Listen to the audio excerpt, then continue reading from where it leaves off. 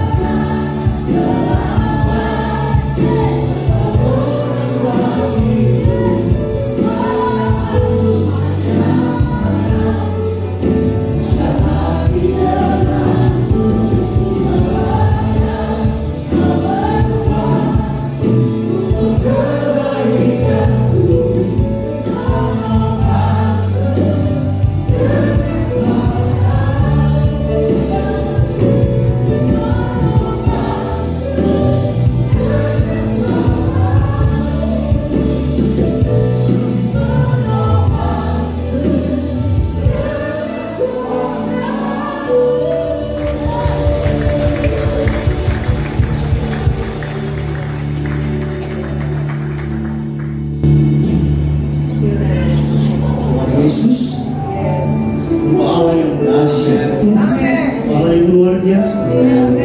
Kami bersyukur buat hari ini. Kami percaya di dalam Engkau, kami sudah diberi kemenangan. Yang kedua, makna daripada kenaikan Yesus yang kedua adalah agar Roh Kudus datang, ya, dan dicurahkan. Kenaikan Yesus ke surga juga menggenapi janjinya, ya, kepada umatnya, yaitu untuk memberikan seorang penolong bagi kita. Siapa penolong itu? Itulah Roh Kudus. Yang berkata adalah lebih baik dan berguna bagi kamu, Yohanes 16 ayat 7, jika aku pergi, sebab jikalau aku tidak pergi, penghibur itu tidak akan datang kepadamu. Tetapi jikalau aku pergi, aku akan mengutus dia kepadamu. Jadi, saudara-saudara, sekarang tidak ada alasan lagi bagi orang percaya, bagi kita semuanya untuk takut dan khawatir dalam menjalani hidup ini. Kenapa? Karena ada Roh Kudus, amin, yang senantiasa menopang dan menghibur, menguatkan kita. Jadi, saudara-saudara, kalau Yesus itu tidak naik-naik ke surga, hanya di bumi terus-menerus, maka dia terbatas. Amin. Mungkin kalau Yesus masih di Yerusalem sampai hari ini, saudara-saudara, hanya ketika Yesus hadir itulah dia bisa membuat mujizat. Amin. Lalu kita yang sakit, yang butuh pertolongan, waduh, Yerusalem nanti, ya, jumpa Yesus. Atau Yesus diundanglah dari Yerusalem naik pesawat datang KKN di sini, baru kita berjumpa Yesus. Secara fisik dia terbatas, saudara-saudara. Oleh sebab itu dia perlu naik ke surga supaya dia mengutus penolong yang lain, yaitu Roh Kudus. Roh Kudus itu merepresentasikan Yesus. Amin. Dia akan hadir di mana saja, kapan saja, di mana saja kita berada. Amin. Sehingga ketika kita butuh dia, entah saudara di kamar mandi, sedang di pasar, sedang di suatu desa, atau sedang di mana saja, ketika kita butuh dia, dia ada. Amin. Karena Yesus hadir dengan Roh Kudus. Kenapa penting Roh Kudus bagi kita, saudara-saudara? Kita memang perlu Roh Kudus, sama seperti murid-muridnya. Murid-muridnya tidak akan sukses, tidak akan berhasil dalam hidup mereka, dalam pelayanan mereka tanpa Roh Kudus. Ingat waktu Petrus, saudara-saudara, ketika Roh Kudus belum turun, Yesus segera akan disalibkan. Saudara yang dikasihi Tuhan, Yesus sudah menceritakan bahwa dia akan menderita. Apa kata Petrus? Tuhan, Kalau saya tetap bersama Yesus, walaupun menderita, walaupun banyak tantangan. Yesus berkata kepada dia, Petrus, sebelum ayam berkokok berapa kali? 3 kali.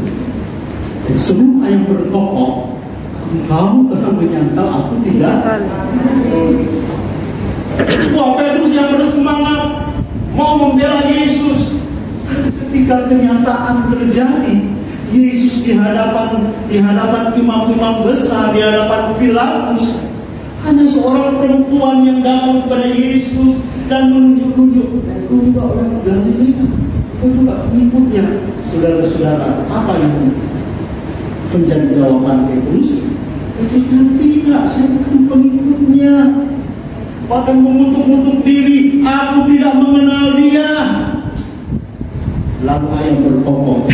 Saudara yang dikasih Tuhan, saudara-saudara, tapi beda ketika Yesus sudah naik ke surga dan Roh Kudus dicurahkan ketika mereka berada di atas loteng Yerusalem. Tiba-tiba janji Yesus, janji Bapa itu datang, Roh Penghibur, Roh Penolong, Roh Kudus itu datang bagaikan api, saudara, menyala-nyala di atas mereka, dan penuhlah mereka dengan Roh Kudus. Amin. Mereka berbahasa roh, mereka penuh semangat, mereka diubahkan sesuatu yang baru, ada power, ada kuasa yang nyata dalam hidup mereka. Dan hari itu juga mereka dengan penuh kuasa memberitakan Yesus. Mereka tidak takut lagi. Petrus yang kemarin menyangkal Yesus tidak lagi takut. Dengan penuh keberanian, dengan penuh kuasa yang dahsyat, dia memberitakan Yesus kepada orang-orang di Yerusalem. Dan dengan kuat kuasa Allah, seluruh rasul-rasul juga memberitakan Yesus dengan penuh kuasa. Amin. Dan hari itu 3.000 orang bertobat. Amin. Jadi saudara-saudara, betapa pentingnya kehadiran Roh Kudus, betapa pentingnya janji Bapa, yaitu Roh Penolong itu hadir dalam hidup saya dan saudara. Kita akan menerima kuasa, kita akan diubahkan oleh Tuhan. Tanpa Roh Kudus, maka kita tidak akan mampu tampil sebagai pemenang-pemenang. Amin. Hanya bersama Roh Kudus kita akan mampu tampil sebagai pemenang, melawan segala kuasa-kuasa gelap dan melawan diri kita sendiri, melawan keinginan-keinginan daging yang menguasai kita. Roh Kuduslah yang akan mampu memberi kekuatan kepada saudara, ya. Sehingga saya percaya bersama Roh Kudus saudara akan mampu. Amin. Saudara tidak akan jatuh terus dalam dosa lagi, ya. Jika ada Roh Kudus, maka kita akan menghasilkan buah-buah roh, ya. Ada kasih, ada sukacita, ada damai sejahtera, dan seluruh buah-buah roh, dan keinginan-keinginan daging semakin merosot dan semakin merosot. Amin. Saudara-saudara, jadi kita melihat di sini pentingnya Roh Kudus. Dia adalah roh penghibur di saat kita susah. Di saat kita ada bermacam-macam masalah, Roh Kudus akan memberi jalan keluar. Ya, perkara kecil saja. Saya dengan istri di rumah, saya seringkali ketinggalan kunci, tidak tahu dibawa di mana, ya, diletakkan di mana. Udah dicari-cari, padahal sudah mau ibadah, waduh di mana ini? Lalu baik istri saya dan saya hanya berkata, Roh Kudus, tolong tunjukkan di mana saya letakkan itu. Tidak berapa lama, di sini ternyata ada, ya. Jadi dalam hal kecil pun kita harus minta petunjuk, pertolongan Roh Kudus, sebab Dia Roh Penolong. Amin. Apapun yang menjadi persoalanmu, saudara-saudara, apapun yang menjadi masalahmu, Roh Kudus mampu memberi jalan keluar, asal kita mau hidup dipimpin Roh Kudus. Amin. Jadi siapa yang belum penuh Roh Kudus, minta Roh Kudus datanglah kepada saya. Amin. Penuhi saya, saudara-saudara, penuhi saya, maka Dia akan memenuhi hidup saudara. dia akan mengubah hidup saudara, dan pasti engkau akan jadi berkat. Rasul-rasul menjadi berkat di mana-mana, dari Yerusalem, Yudea, Samaria, sampai ke ujung bumi, karena Roh Kudus memimpin hidup mereka. Maukah saudara jadi berkat? Ya, saudara-saudara, ketika Roh Kudus hadir, 3.000 orang bertobat. Kalau tanpa Roh Kudus, mungkin ada orang berkata, sudah 3.000 kali khotbah, satu pun tidak bertobat. Ya, nah ini saudara-saudara. Jadi penting kita berjalan bersama Roh Kudus. Jadi kini tidak ada alasan bagi orang percaya untuk menjadi takut lagi.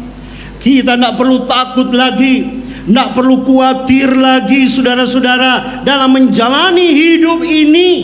Karena Roh Kudus yang senantiasa menopang kita, menolong kita, menghibur dan menguatkan kita senantiasa. Inilah makna kenaikan Yesus, supaya Roh Kudus turun atas kita semuanya. Amin.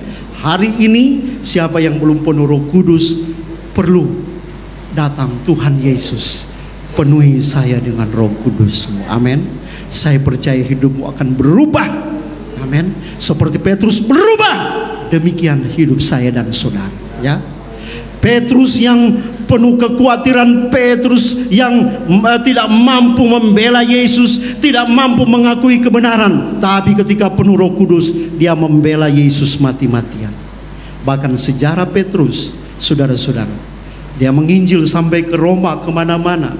Bahkan ketika dia akan mati, dia minta supaya dia disalibkan seperti Tuhannya, ya. Tetapi dia minta, kalau Tuhan saya disalibkan kepala di atas, dia tidak layak seperti itu.